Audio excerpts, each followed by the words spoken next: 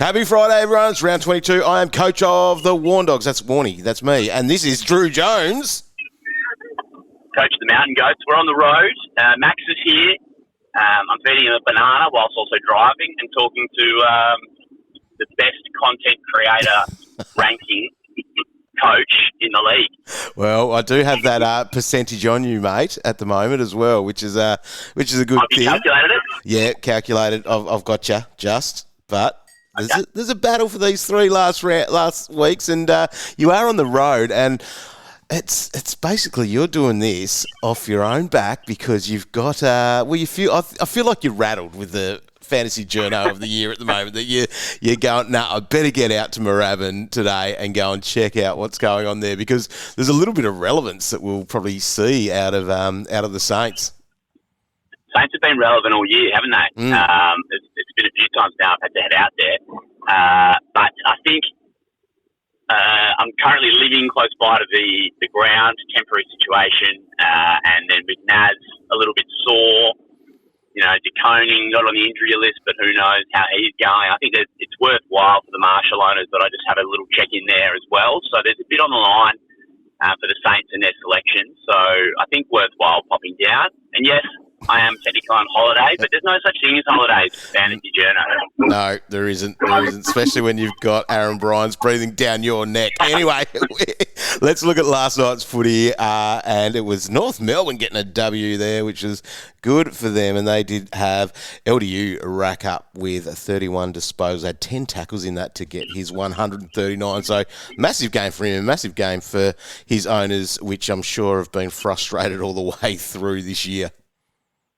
Absolutely. I mean, it feels like he's more of a draft guy. I'm not sure too many would be invested in him. But there was that period where we were looking at him, wasn't there? Because he got down quite low and we needed a mid. But I think the story out of the game is Harry Sheasel. Like that's, if there was ever an equivalent to like a 15 in blackjack for captains, I reckon 114 is. It's 15. It's like, do you hold or fold? Yeah, it's a tough one. And it's funny, I've sort of had the comment this morning in a message to a mate and just saying that, it's this time of the year, I would take 114 every day of the week. However, it's almost this time of the year where it's a bit of YOLO and a bit like, do we raise the bar a little bit now? Yeah, I think if it's round one, you take the 114, 115, and now I think if you've got Baz or Nick Dacos, I mean, obviously, it's probably just a question of which one you're going with. I loved your analysis of Dacos against West Coast the other day, just saying, like Roy saying, surely Nick's too cool to try and beat up on the Eagles, but no, he's not. He dunks on them every time. So that feels like it's a guaranteed big one, and then surely Baz against Esther, this is like locked and loaded. Yeah, well, that's where I'm going. So I'm going to choose Baz over Nick, and probably just for the Bombers factor. I think that's as simple as it's going to be. A couple of other scores out of this worth noting. Luke Parker was pretty good there. He didn't.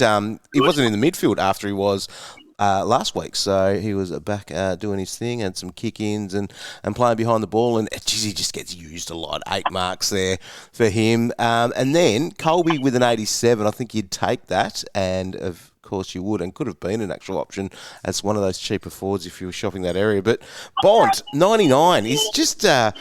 We talked it up. I guess most coaches, you might have been on board earlier, but have probably bought into him in the last 6 weeks, and we just keep going, he's under $1 million, Bont, and he just hasn't really delivered for us.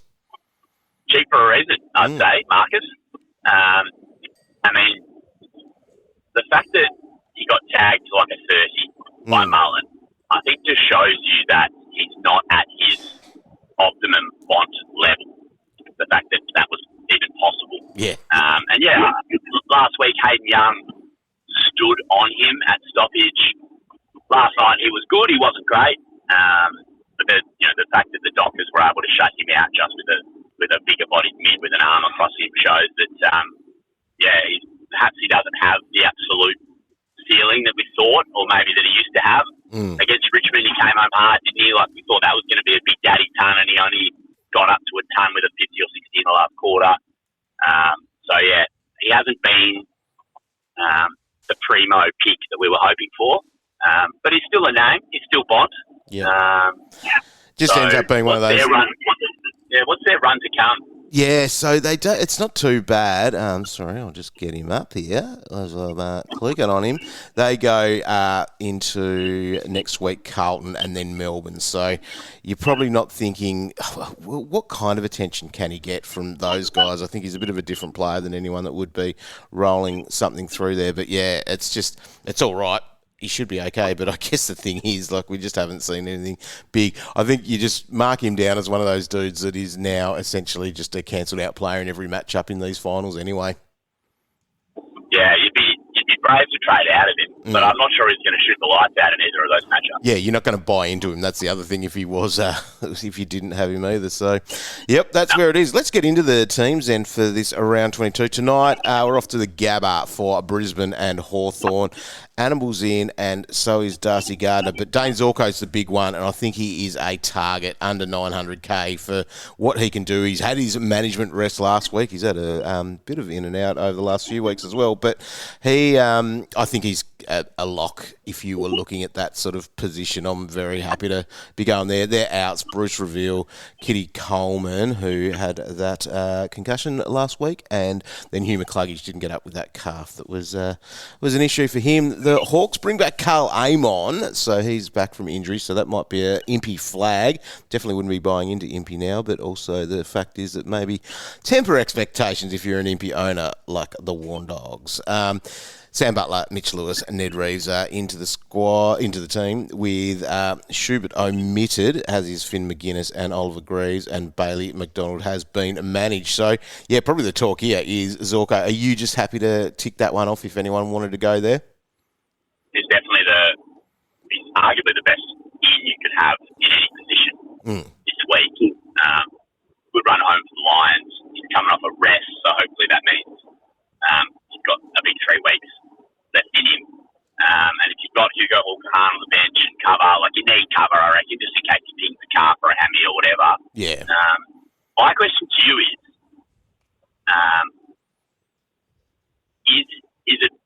he the best option, even better than, say, a Chad Warner and a Rankin?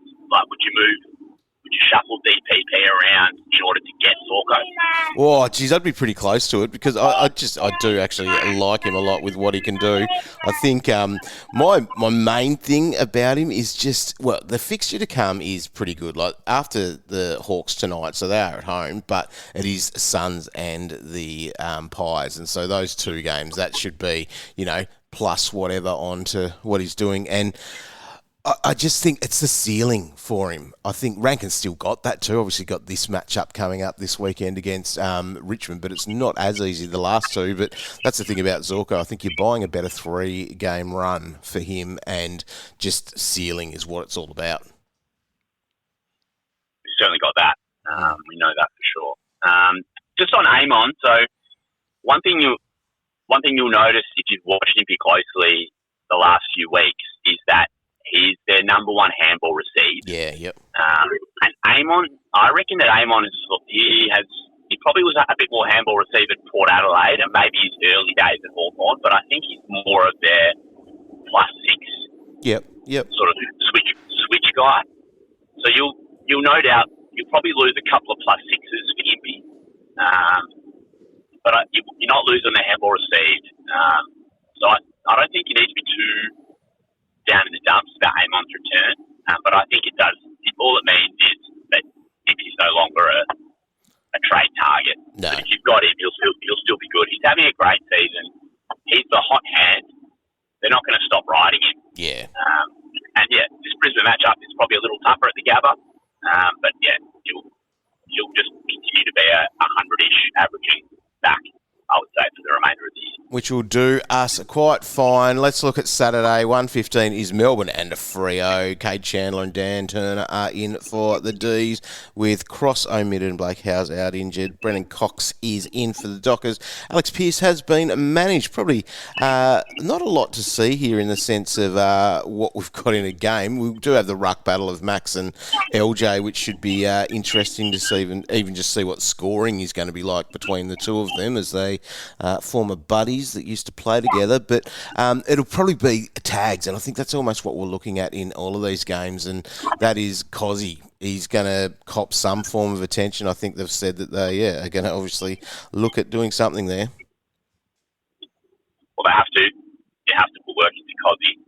And then is it as simple as toll strip to Murphy Reid? I feel like if you're still hanging on to Murphy, this is the week to got to go, doesn't he?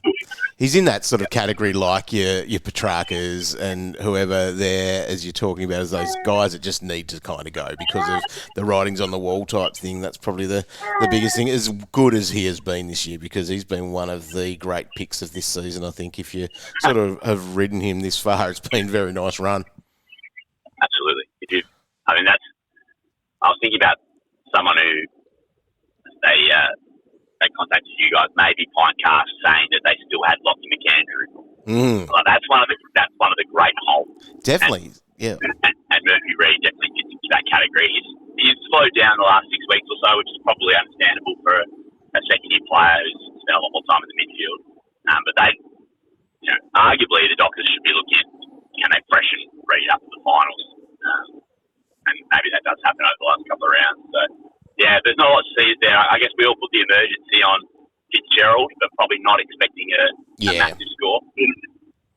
That's going to be the tough one there, and some people might be playing him out of necessity as well. I think Roy or Cal might be. Actually, they're still in a weird position there with their rookie still on field. But, it's a tough one. He just needs some time on ground. That's what you really need from him, as we've seen. Sydney play against Port Adelaide and Drew. The outs for the Swans. James Rowbottom, hand. Yes. This time last week, it was interesting call. You had me interested, and you went through with it. Yeah, like I said to you guys in my voice message on Wednesday, nothing matters when you're in 40k mode. But yeah, I like the role. But yeah, I didn't like the trodden on hand in the first 10 minutes of the game. Just didn't last very long. No, it was rough, wasn't it? I got Polking on off the bench for his 50, so that was nice. But yeah, when it's not your year, it's not your year. So the injured forced trade team, it's now a squad. Yep. We've gone beyond 23, so now we've got emergencies now. Brutal. Yeah, brutal. Just another one to add to the list.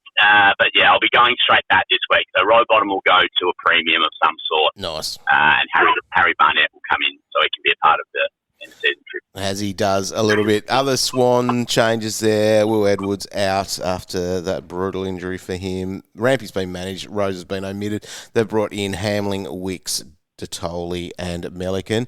Tommy A is in for the power with Jack Watkins out injured. You can say it. I taught you how to say it. Anastasopoulos. Anasta. That's what I've got to nail.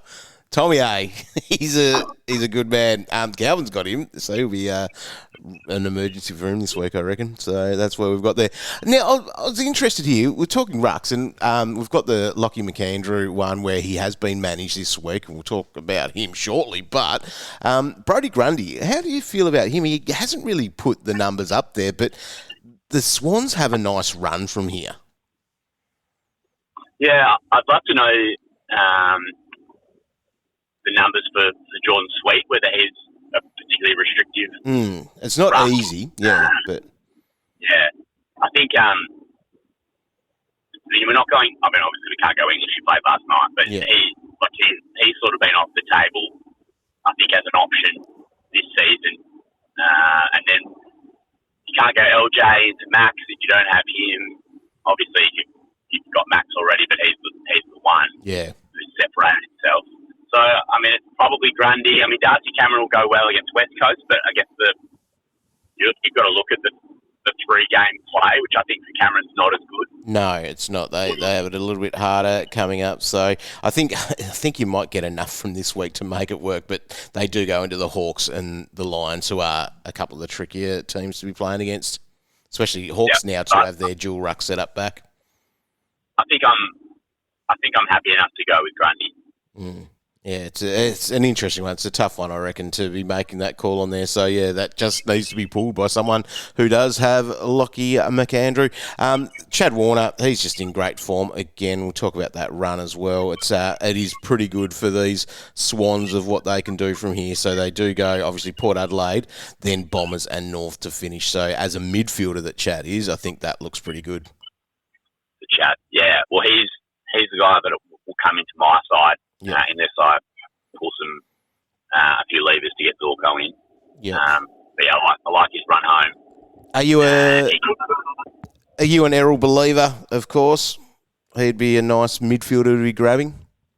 I'm definitely an Errol believer. Yeah, for sure. I think he's shown the last couple of weeks that he's back and just warming up nicely for finals. Yeah. And Heaney's been getting the attention, hasn't he? So that sort of opens the door for Errol to do his thing. But Heaney.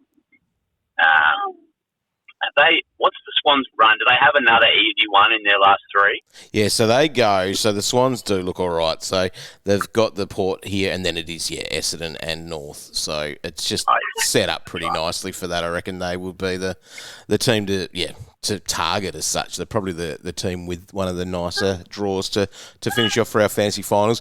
The other one here, Hornbag, he gets the attention you'd think. And they've also got a couple of players to deploy on that when they need to, as we saw last week when they went to Nas. So Jordan went there, and then it ended up with Sarong. Yeah, Jai Sarong tagging was interesting. Fortunately, he didn't do that much in the early part of the year when we needed him scoring points. I don't think we can go on Francis this week. No. I think he's been exceptional the last probably 2 months from a real life and a fantasy perspective. But I think against the Swans, that's just too tough a matchup to trade into.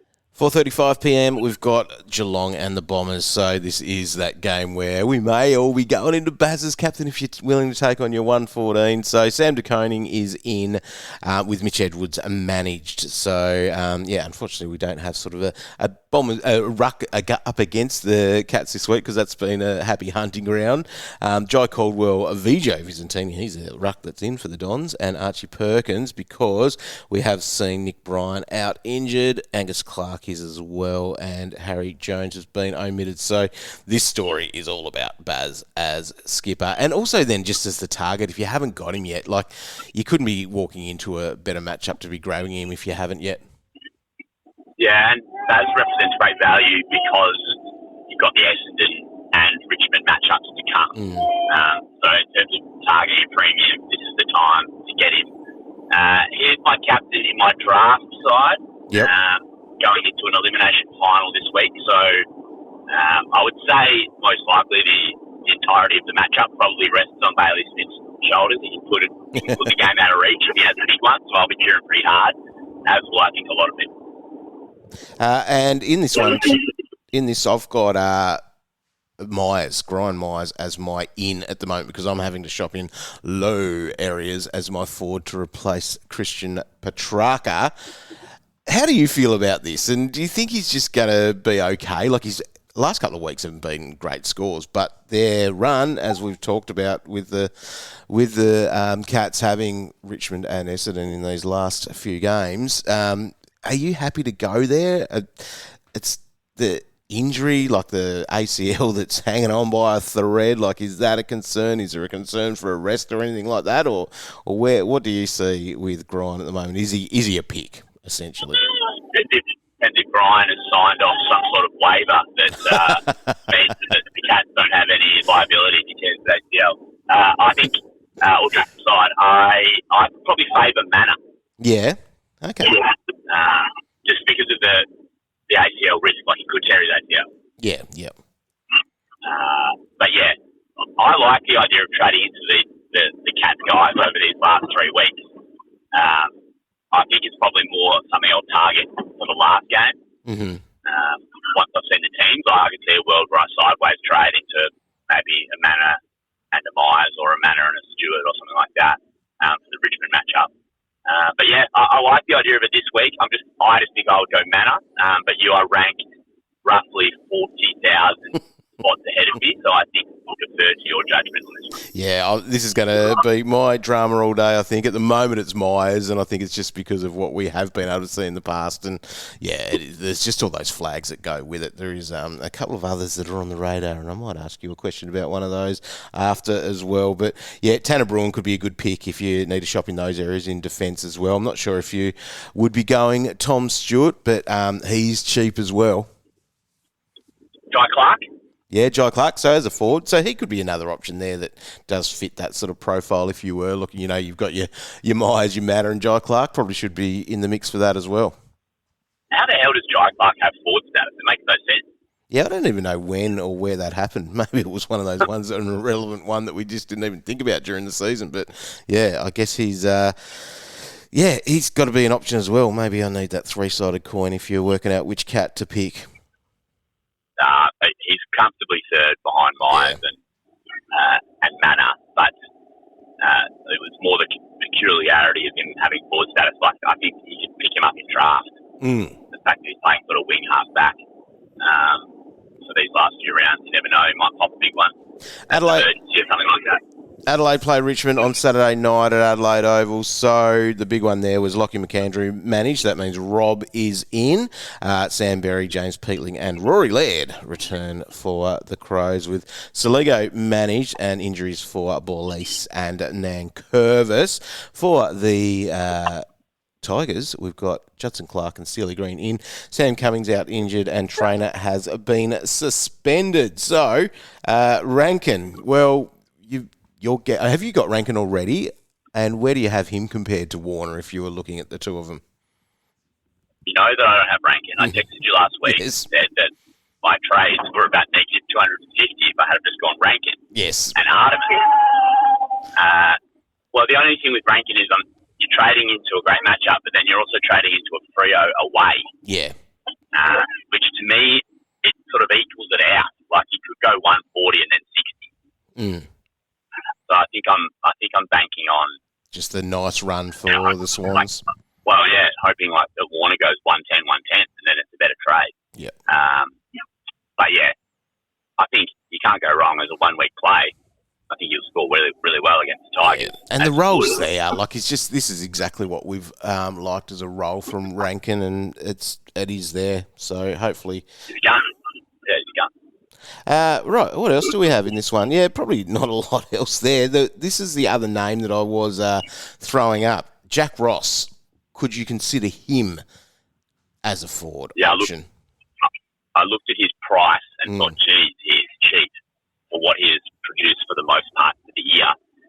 I think in games where he hasn't got concussed, he probably averages about 95 or 100. But so it feels like he's got a high floor, but the ceiling probably isn't there, and that might be that difference with a Grind Myers or a Manor as well. So Ross has been in my side as well in this mix of conversation of trying to work out this forward, because I can flick old mate Petrarca to Ross, and I think it might be a nice safe play, but then again it's Richmond as well. That's the other issue, where we could see their top scorer having an 80. Yeah, and that's probably Ross. Ross probably scores 80 to 85 and is their top scorer, or maybe Taranto. I mean, how many Adelaide are traditionally superb downhill skiers. Like this has got a 20-goal line written all over it. Dilthorpe will kick 6.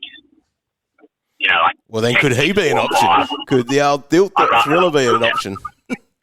I would rather roll the dice on Thriller than Ross.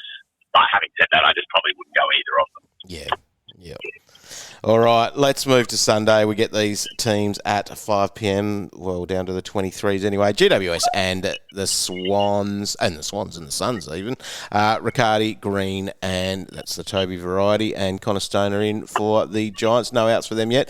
The Suns have done a bit of resting of all their, they're all academy kids too, I think. Murray, Adensall and Patterson, so their young fellas have all been managed for this week with Ewell, Zeke, that is, Davies, Witts, Closey, Goulburn and Farah into the squad. So, yeah, this one too, this might be just one of those ones, if a tree falls in the forest and all of that sort of stuff with this game, we might have a player or two floating there. But Petrarca, he is up there. Actually, he's the second most traded out player now that Jordan De Goey has been named out. So, you just have to get off, don't you? Or do you have any faith at all? No, I'm a sucker for punishment. I'll keep rolling with tracks. But no, more out of necessity, obviously. But the most interesting thing about this game for me is Petrarca.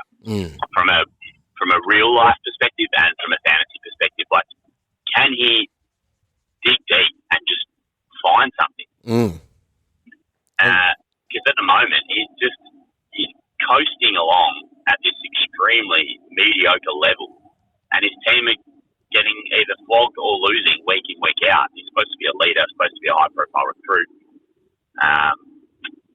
So I continue to have blind faith that he will produce something. GWS have to win to keep themselves in finals calculations. I think the Suns are officially tanking because the lower they finish, the better the pick they get. Ben King. I just think GWS win this. They win it handsomely, and Petrarca probably gets 65. Yep. Oh, well, trade if you can. Trade him out. Whitfield obviously would be a great one to be grabbing. He was back to his best on the weekend. He looked excellent against Port Adelaide in that win that they had. So, yeah, and this one is in Canberra as well. So take that with where you need to. I think, generally points aren't epic there as such. So we'll see where that rolls. Let's go to West Coast and Collingwood. That's happening at Optus Stadium. Upset brewing here, Warnie. Yes, you'd say. Well, look at the outs. Let's start with the Pies as their outs. So these names: Jordan De Goey, Scott Pendlebury, Lipinski, Jeremy Howe, Harry Perryman. All walk-up starts obviously for them. So they're their outs. So the upset could be happening. Coming in, Noah Howe's to debut. Dematia or Dematia. Which way do you say that one? Have you heard that one officially as well? Doesn't matter. I think would be what I'd say. Yeah. I don't think he's going to play. Parker, Ryan, Swadling, Sullivan, Hayes, and Steele. That's Rowan Steele into the squad. And then for the Eagles, so Finlay McRae may make his Eagles debut. Hamish Davis, Gross, Lindsay, which would be nice to see him back, and Liam Baker into the squad there. Harvey Johnson and Sandy Brock have been omitted. So the upset might be on. Yeah, I don't want to get too excited. I've been let down before. And Collingwood travel well. I think this is a galvanising thing for them. Back to the wall, a few guys out. That's from a pure footy perspective. I think all we're really focused on here is how the Dacos boys go. So Josh might cop the Milan tag. The only thing here is, does Josh play midfield? Oh, okay, yeah. Might need to. 2 mids out. Yeah, no De Goey, no Pendles. Perhaps Josh slots into the mids, in which case he avoids the tag, because the Eagles have to put work into Nick. Yep. You have to at least try. Yep. So I think Hot probably starts on him. I'm not really sure what else you can do, where else you can go with that. It would just be borderline ridiculous to allow Nick to run around and not have anyone on him. Yeah. So you have to expect that they're going to try. I just don't think. Mullen couldn't stop him from getting 35. Yeah, don't think Hasselhoff will do that either. Yeah, Hoff will give it a go. Yep. And might limit his influence by 5%, and you've got to at least give it a crack. But I think Nick will have a pretty big day. That doesn't necessarily mean that the Pies will win. No. But I think the Dacos boys are in for a big day. Herbert should be in for a decent game as well. He's just been in epic form, obviously knocking out tons for fun that he is doing. But Pies do let up points to those halfbacks, and geez, he's just so. He's at the headband, but you just see him everywhere, and he's being used a lot. Like, you'd be pretty excited about that. He's cool as a cucumber, Warnie. I do a West Coast podcast, sort of more of an occasional thing these days, with Daniel Garb. Yep. And we sort of talked about from the outset how comfortable he looked at the level. And I think the Eagles probably didn't expect him to be so calm and cool. Evasive skills really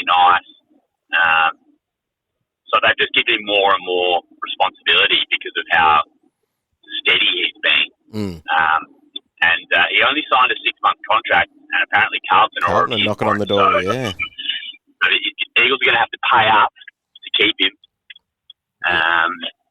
So we'll see. But, he's been really good. Nothing will change there in terms of role. Baker comes back, but Baker hasn't really been a distributor for the Eagles in the back line. Yeah. So I think, you just keep playing him with a huge amount of confidence, I would say. Interesting one there too. Dan Houston, Cow was looking at trading him out, but with Howe out, that's sort of one of those things that has helped him in the past. So I'd be holding there if you had him. All right, let's move to St Kilda and Carlton. St Kilda and Carlton, that is a night game, so it's a 7:20 start. No outs for the Saints as yet. Jack McRae, Dan Butler and Cooper Sharman into the squad, and the Blues have no outs either. Harry Charleston may make his debut, but Ollie Hollands and Flynn Young join him in the squad. So this is what we are looking at. Let's start with Nasiah. So he was sore after that big hit. That was the one with old mate, what was his name? Will Edwards, isn't it? Yeah, Swan. That's right. So that's where he hurt himself and named up as a bit of a hit pointer thing. And missed training. And Ross said that, that's the first time he's missed training in his time at the club. There's no way that is correct. That's not true. That was a lie by Ross for a fact. But, so we'll have a look, have a watch for him today, have a look for him on the track. I'd be staggered if Naz misses. But this, to me, feels like Ross is just sort of throwing out a red herring. Yeah. I'm sure he quite possibly could be sore. And that's why heading to Moorabbin today. So we'll have a look at Naz. But I think at the moment, when I think about Naz, I'm thinking about next week. Yeah. He's got the Tigers, where he sits in terms of how much he could score against Richmond. But to me, that feels like that's 160, 170 sort of captain calculations area next week. Yeah. So, if he needs a rest this week, I'll say just sit him out, get him fresh and get him primed for the Tigers. For a big one next week. Now, the other one is, of course, Tom De Koning. He went down, grabbed his hammy, thought it was that, but then it was named up as a hip and then doesn't end up even being on the injury list. So what's he done this week? Like, is he all good to go or what do we know? Yeah, so he has trained this week, which is a big tick. But it's not unusual for someone with a hamstring awareness to actually like to run and to train and to test it out. So I think it's just worth, again, having a little look today, seeing how he goes. Because it all comes down to, if you've got the position to trade out Marshall, should you just be doing it anyway? And being the last game of the round, it's a hard one because you don't want to sort of hang on to the last game or anything like that as well. So in your gut feel, would you just be moving Marshall if you could because of what we know can happen with TDK in the side? And like Roy said a fair few times this week, in two of his quarters, he had sub-10-point quarters on the weekend and probably saved himself to score an 80, and that might be TDK injury-related.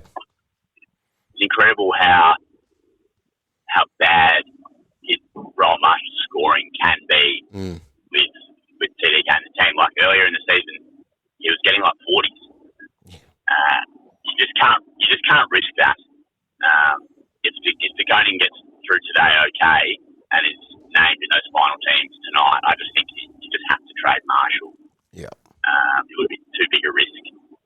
If you have the capability to do it, I think it's best just to move on. Yeah, that's the thing.